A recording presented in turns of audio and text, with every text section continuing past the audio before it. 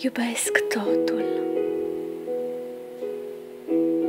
Iubesc marea cu nisipul fierbinte.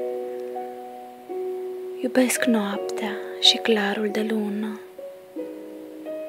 Iubesc dimineața cu boabe de rouă. Iubesc florile și lanul de grâu.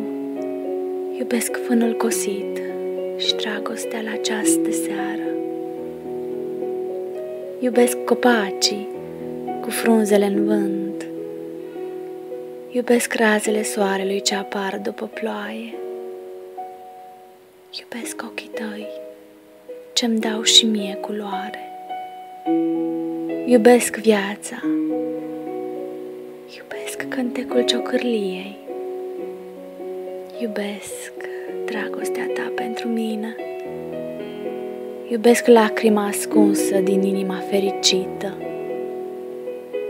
Iubesc tot ce ți aparține. Deci, mă iubesc și pe mine.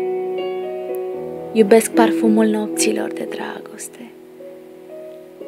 Iubesc cerul plin de stele.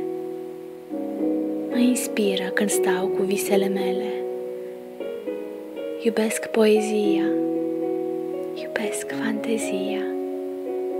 Iubesc anii ce au trecut. Iubesc anii ce vor veni.